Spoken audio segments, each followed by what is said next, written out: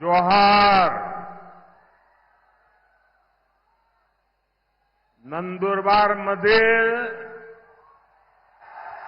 माझ्या सर्व भावांना आणि बहिणांना माझा नमस्कार।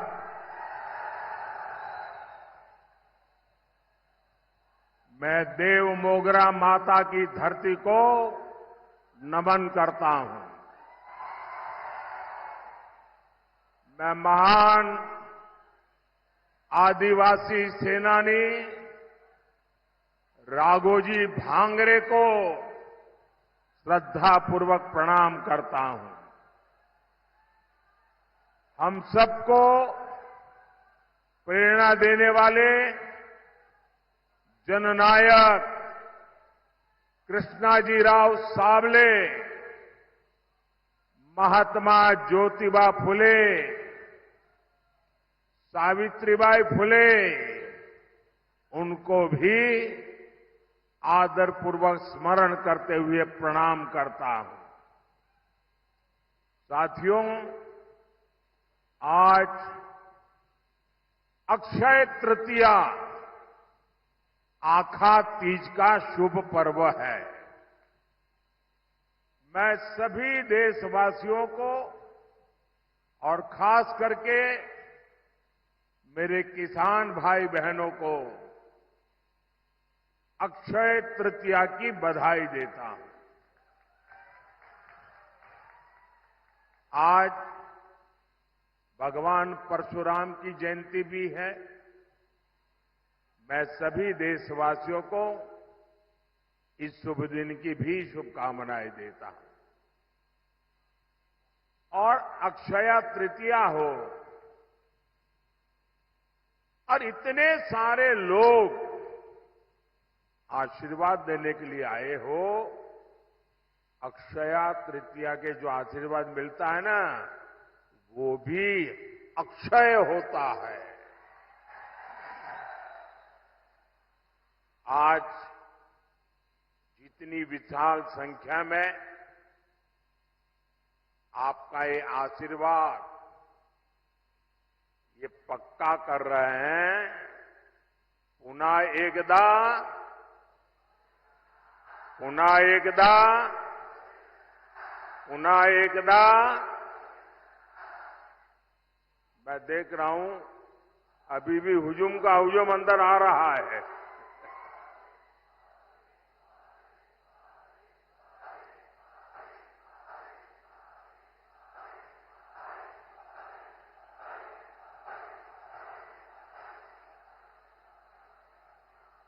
साथियों, यहां नंदुरबार और गुजरात के बीच कोई दूरी नहीं है। और पहले भी मेरा खूब यहां आना जाना होता था। और नंदुरबार आए और चौधरी की चाय न पिए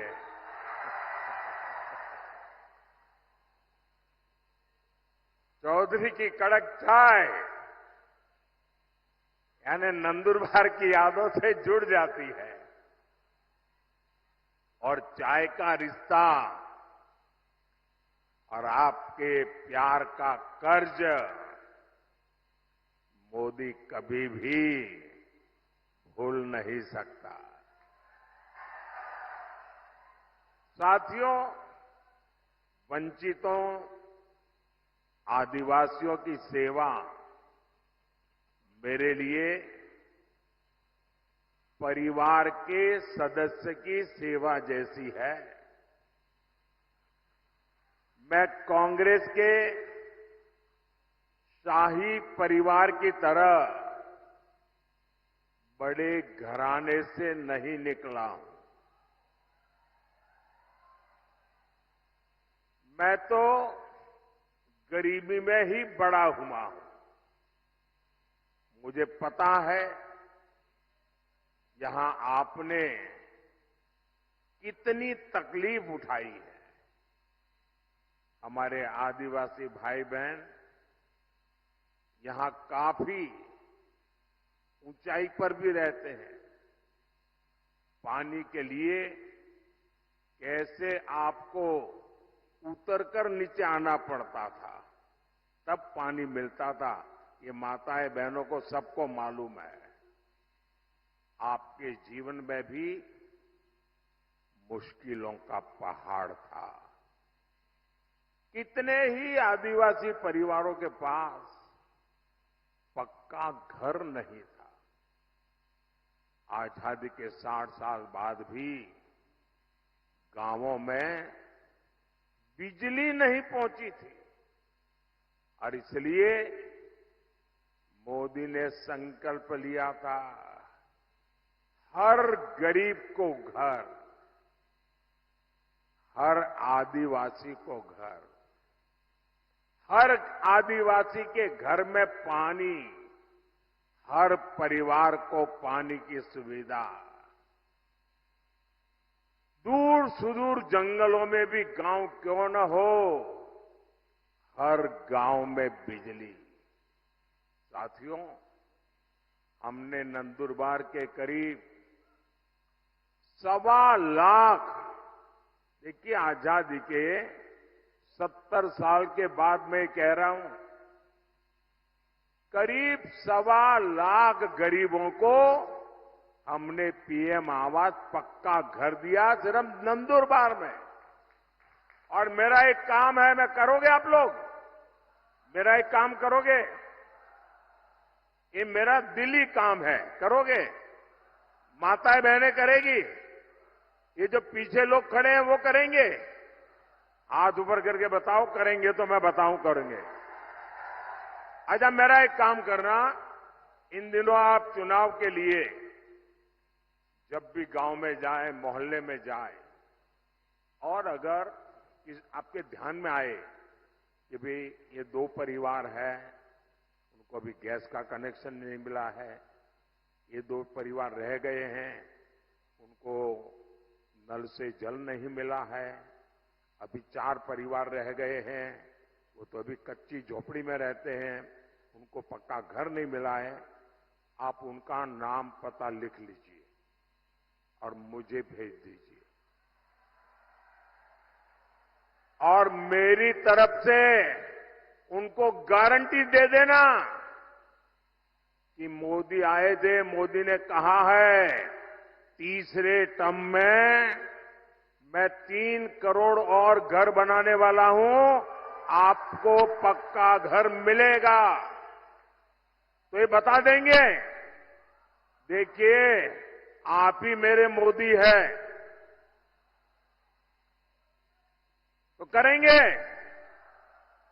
देखिए, हमने घर दिया मतलब 4 दीवारें दी ऐसा नहीं है।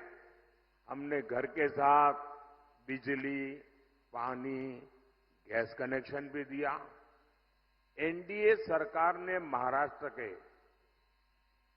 20,000 से अधिक गांवों में हर घर जल पहुंचाया है। मैं शिंदे जी, देवेंद्र जी को बधाई देता हूं, आपने मेरे हाथ मजबूत कर दिए। इसमें नंदुरबार के 111 गांव जो कठिन एरिया था वो भी शामिल है। और अभी तो ये ट्रेलर है,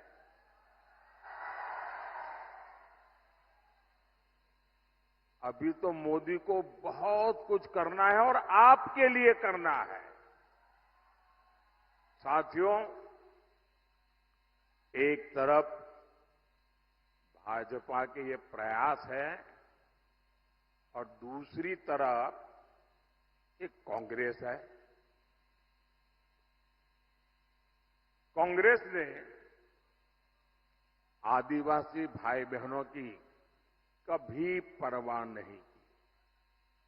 आदिवासी इलाकों में सिकल सेल एनीमिया एक बड़ा खतरा रहा है, लेकिन कांग्रेस ने इस बीमारी की तरफ उतना ध्यान ही नहीं दिया। ये बीजेपी है जिसने सीकल सेल एनीमिया को जड़ से खत्म करने के लिए अभियान चलाया है। और मेरी माताएं, बहनें, नौजवान, ये जो सिकल सेल एनीमिया के लिए मैं काम कर रहा हूं ना, वो चुनाव के लिए नहीं कर रहा हूं। आने वाली आपकी अनेकों पीढ़ियों के लिए मैं लगा हुआ हूं, ताकि उनको वो ऐसी बीमारी ना आए। कोई गरीब कुपोषण का शिकार ना हो, हमने इसकी भी चिंता की। आज नंदुरबार से के 12 लाख से ज्यादा लोगों को मुफ्त राशन मिल रहा है। साथियों, कांग्रेस जानती है कि वो विकास में मोदी का मुकाबला कर ही नहीं सकते, और इसलिए वो इस चुनाव में झूठ की फैक्ट्री खोल के बैठ गए हैं, झूठ फैलाकर वोट लेना चाहते हैं।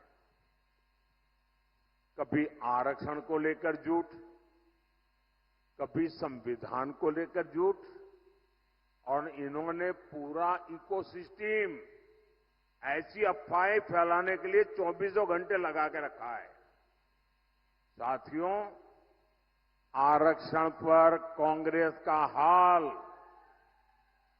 चोर मचाए शोर, ये चोर मचाए शोर वाला है।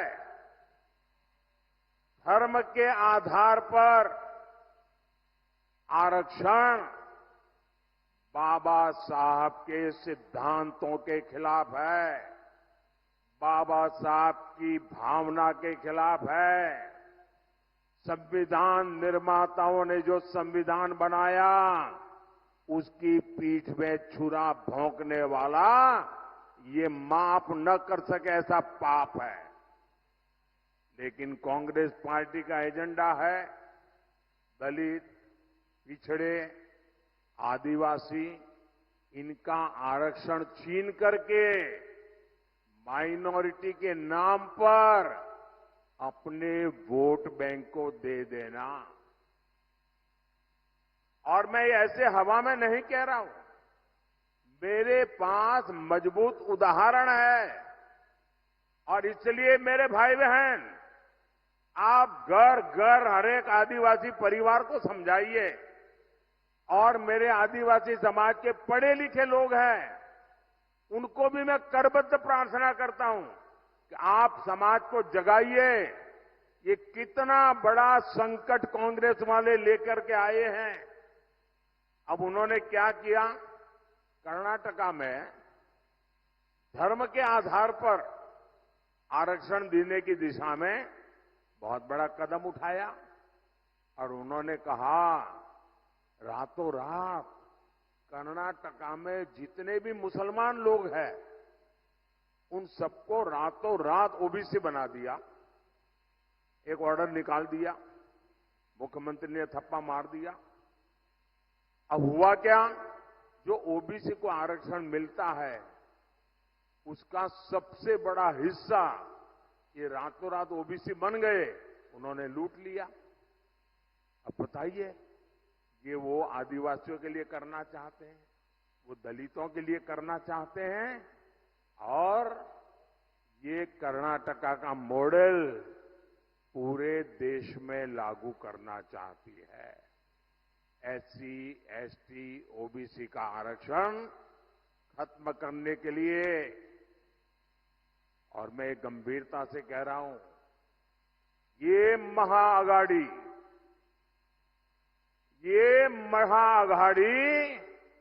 आरक्षण का महापक्षण का महाअभियान चला रही है। वहीं एससी, एसटी, ओबीसी का आरक्षण बचाने के लिए मोदी आरक्षण का महायज्ञ कर रहा है।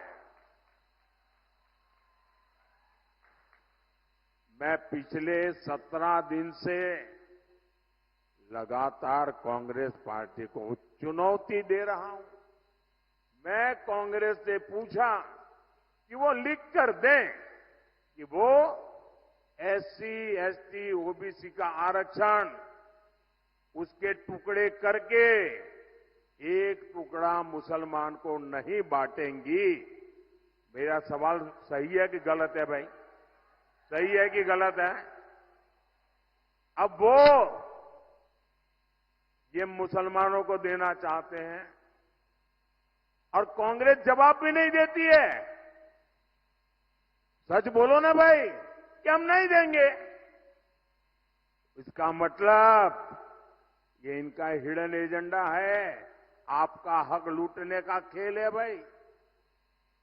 मेरे इस चैलेंज पर कांग्रेस की चुप्पी थी, यानी दाल में काला है। ये चाहे जितनी भी कोशिश कर लें, देश विरोधी ताकतों के साथ मिलकर कितना ही झूठ फैला ले, आपके पास मोदी का भरोसा है। आपके पास मोदी की गारंटी है। और आप लिख के रखिए, मोदी जब तक जिंदा है, मोदी जब तक जिंदा है, एससी, एसटी, ओबीसी में से आरक्षण का रत्ती भर भी हिस्सा मैं किसी भी धर्म के आधार पर नहीं देने दूंगा। कोई उसको हाथ नहीं लगा सकता है। और देशवासी, मैं बड़े जिम्मेवारी के साथ कहना चाहता हूं और दायित्व के साथ कहना चाहता हूं, वंचित का जो अधिकार है, चाहे एससी हो, एसटी हो, ओबीसी हो, वंचित का जो अधिकार है, मोदी उसका चौकीदार है।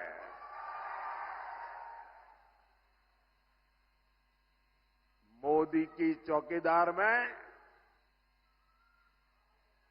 जब मोदी जैसा चौकीदार हो, किसने अपनी मां का दूध पिया है जो आपका हक छीन सकता है?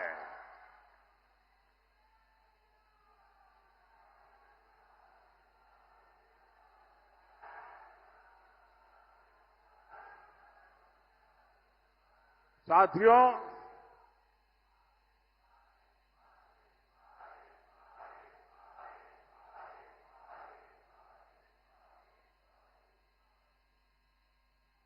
साथियों, हम तो माता शबरी की पूजा करने वाले लोग हैं,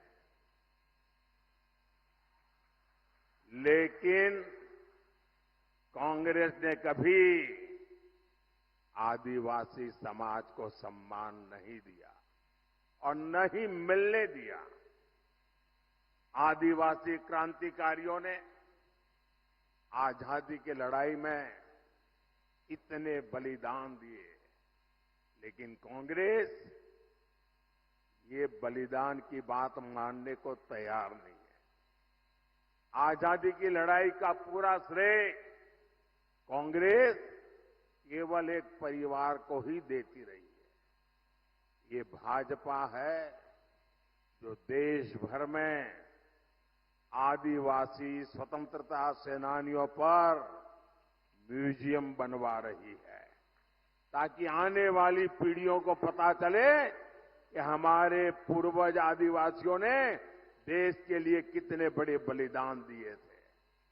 साथियों, आप सभी जानते हैं, भाजपा ने, एनडीए ने आदिवासी बेटी को राष्ट्रपति बनाया और पहली बार ऐसा हुआ। लेकिन आपको याद रहना चाहिए, वो कौन लोग थे जिन्होंने आदिवासी बेटी द्रौपदी मुर्मू जी को चुनाव राष्ट्रपति का चुनाव हराने के लिए रात दिन एक कर लिए थे। वो कौन थे? ये कांग्रेस वाले थे, जिन्होंने एक आदिवासी बेटी को राष्ट्रपति बनने से रोकने के लिए रात दिन एक किया था। और कांग्रेस पार्टी ने ऐसा क्यों किया? और इसकी एक वजह अभी 2-3 दिन पहले ही खुली है। कांग्रेस के जो शाहजादे हैं ना, उनके गुरु अमेरिका में रहते हैं। ये कांग्रेस के शाहजादे के एक गुरु अमेरिका में रहते हैं। उन्होंने भारत के लोगों पर रंगभेदी टिप्पणी की है। रंग के आधार पर भेद, ऐसा गंभीर आरोप लगाया है। अरे जिनका रंग भगवान कृष्ण जैसा होता है, कांग्रेस उन्हें अफ्रीकन मानती है।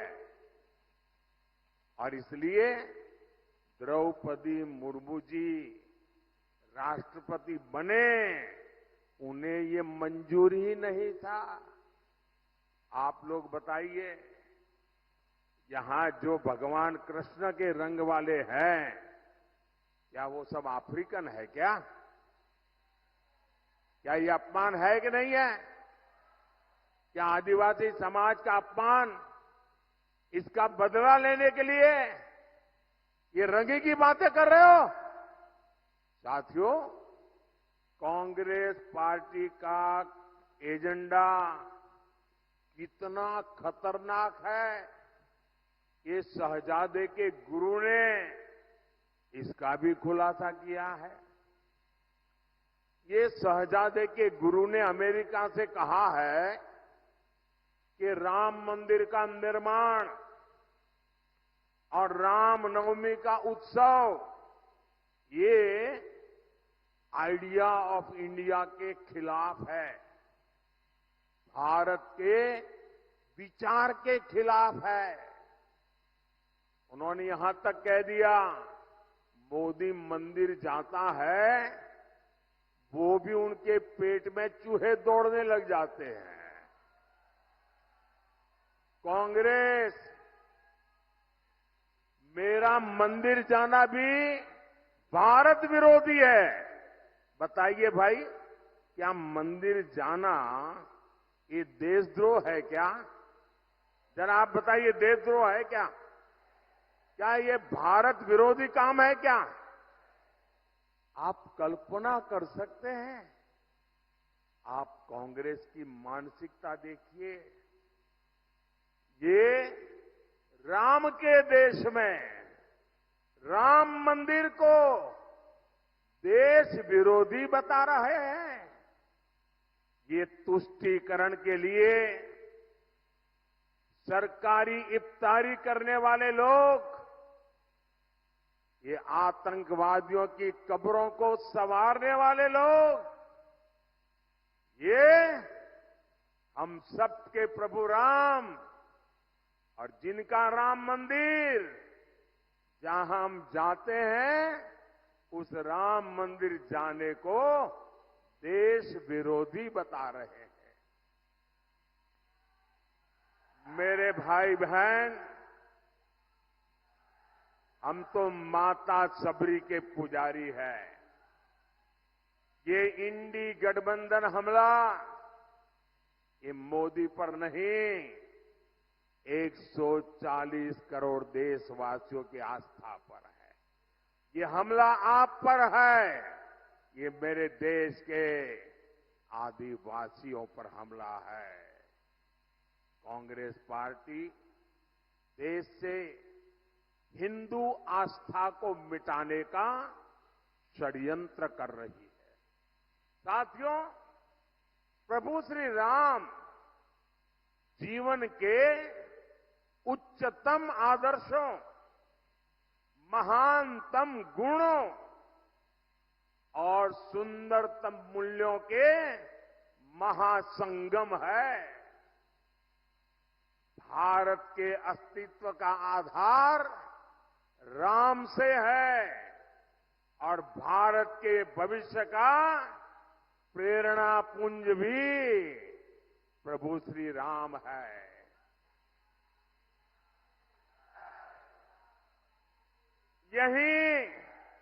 यही महाराष्ट्र की धरती पर ये संत आवाज उठी थी, विश्वाचा विश्राम रे, स्वामी माजा राम रे। अर्थात मेरे राम तो पूरे विश्व के विश्राम है, आश्रय है। ऐसे प्रभु राम को कांग्रेस पार्टी वाले आइडिया ऑफ इंडिया के खिलाफ मानती है। भगवान श्री राम की सीख है, परहित सरीस, धर्म नहीं भाई, पर पीड़ा सम नहीं अधमाई।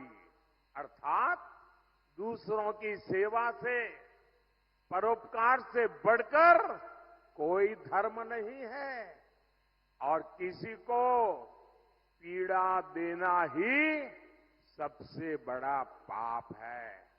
ऐसे प्रभु राम को शहजादे, उनके गुरु और Congress party India idea of India के खिलाफ मानती है। हमारे राम कहते हैं, कोमल चित दिनह पर दाया, मन वच क्रम ममा भगति अमाया। अर्थात जो दीन दुखियों की पीड़ा को जानता है, महसूस करता है, वही मेरा भक्त है।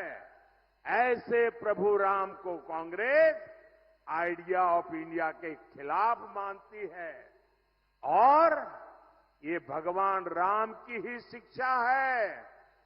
धर्मुनु दुसुर, धर्मो न दुसर, सत्य समाना, आगम निगम पुराण बखाना। अर्थात सत्य से बढ़कर कोई धर्म नहीं है। ऐसे प्रभु राम को कांग्रेस आइडिया ऑफ इंडिया के खिलाफ मानती है। ये राम ही है, ये राम ही है जो सभी दीन दुखियों को, वंचितों को गले लगाकर अपने पास बैठाते हैं। सहज सहज स्नेह विवश रघुराई, सहज स्नेह विवश रघुराई, पूछी कुशल निकट बैठाई। ऐसे प्रभु राम को कांग्रेस आइडिया ऑफ इंडिया के खिलाफ मानती है। हमारे राम जनजातीय समाज से कैसे मिलते हैं? हमारे राम जनजातीय समाज को मिलते हैं, पूर्जन करी जो हारूगर आए। अर्थात राम आदिवासियों का, उनकी संस्कृति का सम्मान करते हैं, उनसे जोहार करके मिलते हैं। ऐसे प्रभु राम को कांग्रेस आइडिया ऑफ इंडिया के खिलाफ मानती है। हमारे प्रभु श्री राम ने हमें सिखाया है और ये जो लोग देश छोड़ करके भाग गए हैं, वो जरा कान खोल के सुन ले। हमारे प्रभु राम ने सिखाया है, अपि स्वर्णमयी लंका न में लक्ष्मण रोचते, जननी जन्म भूमिश्च स्वर्गादपि गरीयसी। अर्थात हमारी मातृभूमि स्वर्ग से भी बढ़कर है, यानी राष्ट्र प्रथम, नेशन फर्स्ट। ऐसे प्रभु राम को कांग्रेस आइडिया ऑफ इंडिया के खिलाफ मानती है। साथियों, ये लोग इतने अहंकार से भरे हुए हैं कि गरीब इनके लिए कोई मायने नहीं रखता। ये लोग सत्ता में रहते हैं तो गरीब को दुत्कारते हैं, उसे तरसा तरसा कर रखते हैं। आज एक गरीब का बेटा आपका सेवक बनकर के प्रधानमंत्री पद से ये जब काम कर रहा है तो एक गरीब विरोधी मानसिकता वाले, शाही परिवार की मानसिकता वाले इसे बर्दाश्त नहीं कर पा रहे हैं। और ये नकली शिवसेना वालों की गरीब से कितनी नफरत है, ये इन्होंने फिर बताया है। कि नकली शिवसेना वाले मुझे जिंदा गाड़ने की बात कर रहे हैं। एक तरफ कांग्रेस है जो कहती है मोदी तेरी कब्र खुद देगी, और दूसरी तरफ ये नकली शिवसेना है जो मुझे जिंदा गाड़ने की बात करती है, और मुझे गाली देते हुए भी ये लोग तुष्टीकरण का पूरा ध्यान रखते हैं। मोदी की कब्र खुदेगी, मोदी को जिंदा गाड़ देंगे, और इसमें भी अपने वोट बैंक को पसंद आए वही गाली दागोगे क्या? साथियों, मुझे कई बार ये सोचकर दुख होता है कि बाला साहब ठाकरे को कितना दुख होता होगा। मैंने बाला साहब को निकट से देखा है, उनके मन को, दिल को छू करके मैंने देखा है।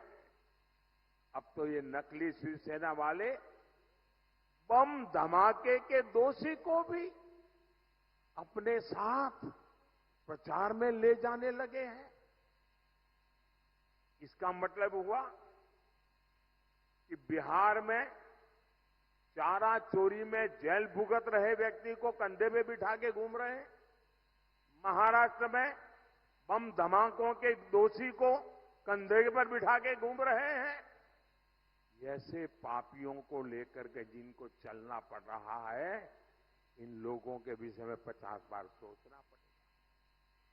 इसलिए कोई बड़ी बात नहीं कि मुझे उनको जमीन में गाड़ने के सपने दिख रहे हैं। ये लोग जनता का साथ, जनता का विश्वास तो गवा चुके हैं। इनकी अपनी सियासी जमीन खिसक चुकी है। लेकिन ये भूल रहे हैं कि भारत की 140 करोड़ जनता, मेरे माताएं बहनें इतनी बड़ी तादाद में जो आई है ना, ये मेरी माताएं बहनें, यही मोदी की रक्षक है। ये मातृशक्ति मेरा रक्षा कवच है। मुझ पर मातृशक्ति का इतना आशीर्वाद है, ये लोग चाहकर भी मोदी को जीते जी भी और मरने के बाद भी जमीन में नहीं गाड़ पाएंगे।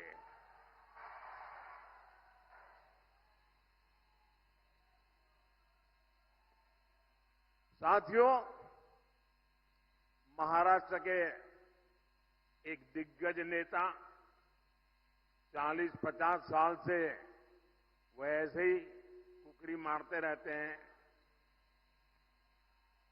बारामती के चुनाव के बाद वो इतने चिंतित है कि उन्होंने एक बयान दिया है, और ये बयान उन्होंने, मैं पक्का मानता हूं कि काफी लोगों से विचार विमर्श करके ही दिया होगा। वो इतने हताश और निराश हो गए हैं कि उनको लगता है कि अगर 4 जून के बाद सार्वजनिक जीवन में, राजनीतिक जीवन में अगर टिक के रहना है तो छोटे छोटे राजनीतिक दलों को कांग्रेस में मर्ज हो जाना चाहिए।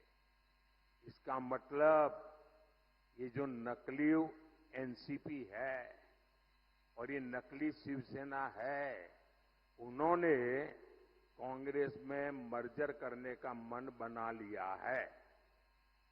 अब आपको मैं बताता हूं, जब 4 जून के बाद कांग्रेस में जाकर के मरने के बजाय अरे सीना तान करके हमारे अजीत दादा के साथ और शिंदे जी के साथ आओ, बड़े शान से सपने पूरे हो जाएंगे। भाइयों बहनों, 13 मई को कांग्रेस और इंडी अघाड़ी को आपका वोट ही जवाब देगा। नंदुरबार से हमारी बेटी हिना गावित जी आपकी सुख दुख की साथी है, और आप जानते हैं ना हिना मेरी कितनी मदद करती है। पार्लियामेंट में आपने देखा होगा, ये छोटी बेटी है लेकिन पार्लियामेंट में विपक्ष वालों के छक्के छुड़ा देती है। आप उन्हें ज्यादा से ज्यादा वोट देकर बहुत बड़ी जीत दिलाइए। और मेरा इसके लिए आग्रह है, मतदान ज्यादा होना चाहिए। भाई करोगे? पहले मतदान फिर जलपान, मंजूर है? अच्छा, मेरा एक काम करोगे, जरा हाथ ऊपर करके कहिए। माताएं बहनें बताइए, मेरा एक काम करोगे? जरा हाथ ऊपर करके बताइए, मेरा एक काम करोगे? देखिए, घर घर जाना और लोगों को कहना कि अपने मोदी जी आए थे और मोदी जी ने आपको प्रणाम भेजा है। मेरा प्रणाम पहुंचा देंगे? हर परिवार में मेरा प्रणाम पहुंचा देंगे? बोलिए भारत माता की, भारत माता की, भारत माता की। बहुत बहुत धन्यवाद।